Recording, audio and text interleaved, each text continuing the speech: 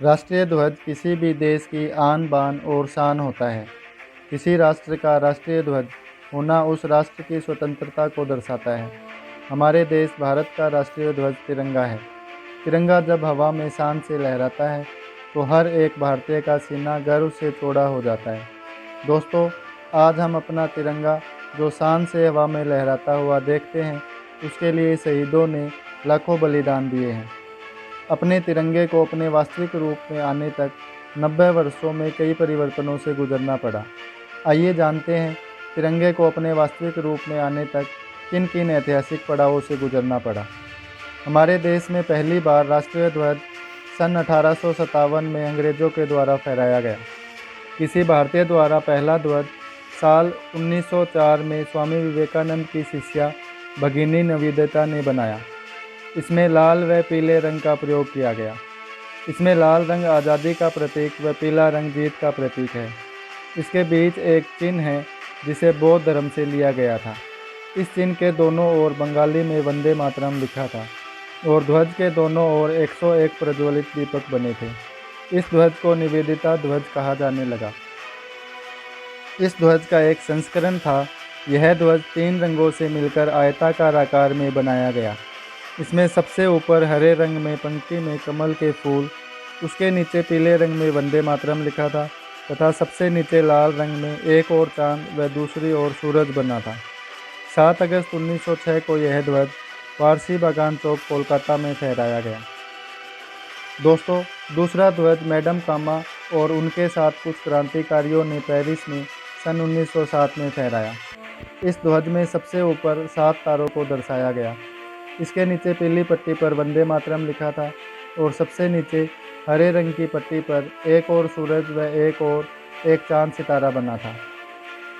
उसके बाद साल 1917 में डॉक्टर एनी बेसेंट और लोकमान्य तिलक ने घरेलू शासन आंदोलन के दौरान तृतीय ध्वज को फहराया। इस ध्वज में एक के बाद एक 5 लाल और 4 हरी पट्टियों और 7 सितारों से सप्तऋषि को दर्शाया गया। ऊपरी किनारे पर बाईं ओर खंबे की ओर यूनियन जैक था। एक कोने में सफ़ेद अर्धचंद्र और सितारा भी था। उसके बाद महात्मा गांधी ने आंध्र प्रदेश के एक युवक पिंगली वेंकैया को नया ध्वज बनाने का कार्य सौंपा। इस युवक ने 5 साल में 50 देशों के ध्वजों का अध्ययन कर साल 1921 में एक ध्वज बनाया जिसमें 2 रंग थे, एक लाल व एक हरा, और दोनों पट्टियों के बीच एक चरखा बनाया गया। इस ध्वज में लाल रंग हिंदुत्व को और हरा रंग मुस्लिम धर्म को दर्शाता था। गांधी जी के अनुसार इस ध्वज में केवल हिंदू मुस्लिम ध्वज के दर्शन ही थे। अन्य धर्म की इस ध्वज में कोई जगह नहीं थी। यह बात उन्हें अच्छी नहीं लगी और उन्होंने इस ध्वज में एक सफ़ेद पट्टी भी जोड़ी जो अन्य धर्मों का सूचक है। राष्ट्र की प्रगति को दर्शाने के लिए एक चलता हुआ चरखा भी दर्शाया गया। वर्ष 1931 तिरंगे के इतिहास में एक स्मरणीय वर्ष है। तिरंगे ध्वज को राष्ट्रीय ध्वज के रूप में अपनाने का प्रस्ताव पारित किया गया और इसे राष्ट्र ध्वज के रूप में मान्यता मिली। यह ध्वज वर्तमान ध्वज का पूर्वज है। इसमें केसरिया, सफ़ेद और हरे रंग व मध्य में चलते हुए चरखे को दर्शाया गया। यह भी स्पष्ट रूप से दर्शाया गया कि इसका कोई सांप्रदायिक महत्व नहीं था। भारत की आज़ादी से ठीक 22 दिन पहले 22 जुलाई 1947 को राजेंद्र प्रसाद की अध्यक्षता में हुई संविधान सभा ने वर्तमान ध्वज को राष्ट्रीय ध्वज के रूप में अपनाया। स्वतंत्रता मिलने के बाद इसके चलते हुए चरखे के स्थान पर सम्राट अशोक के धर्म चक्र को स्थान दिया गया। आइए अब देखते हैं तिरंगे में 3 रंगों का क्या महत्व है। तिरंगे में 3 रंग आयत की आकार में होते हैं। तिरंगे का आकार 2 गुना 3 का होता है। सबसे ऊपर केसरिया रंग अध्यात्म का बोध कराता है। मध्य में सफ़ेद रंग सुख शांति को दर्शाता है। यह रंग हमें दर्शाता है कि हमेशा सत्य की राह पर चले। सबसे नीचे हरा रंग है। यह रंग देश में हरियाली खुशहाली का प्रतीक है। ध्वज के बीच में अशोक चक्र है जिसमें 24 पट्टियाँ हैं। यह धर्म चक्र का प्रतीक है। यह चक्र निरंतरता को दर्शाता है। क्योंकि भारत एक धर्मनिरपेक्ष देश है, इसलिए महात्मा गांधी के अनुसार केसरिया रंग हिंदुत्व, बौद्ध धर्म व जैन धर्म को दर्शाता है। सफ़ेद रंग ईसाई धर्म को व हरा रंग मुस्लिम धर्म को दर्शाता है। चलिए जानते हैं तिरंगे से जुड़ी कुछ खास जानकारियाँ। तिरंगे के निर्माण के लिए भारत में निर्मित खादी को चुना गया। इस ध्वज को कोई भी आम आदमी नहीं बना सकता।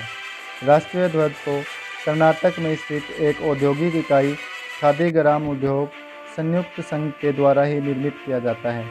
इसका अनुपात 2:3 का है। तीनों रंग की पट्टियाँ लंबाई व चौड़ाई में एक समान होनी चाहिए। लंबाई चौड़ाई से 1.5 गुना होनी चाहिए। राष्ट्रीय ध्वज को फहराने के भी अपने नियम हैं।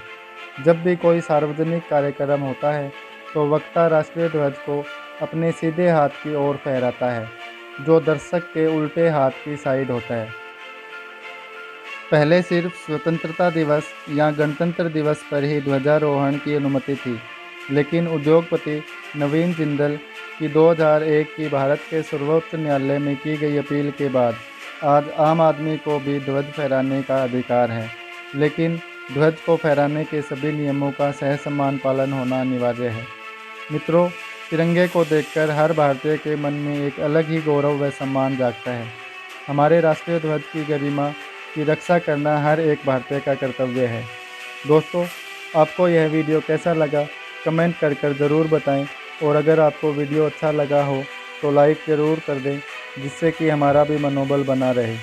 इसी प्रकार की और वीडियोज़ के लिए चैनल को सब्सक्राइब कर बेल आइकन को ज़रूर दबाएं, जिससे कि आपको नए नए वीडियोज़ का नोटिफिकेशन टाइम टू टाइम मिलता रहे।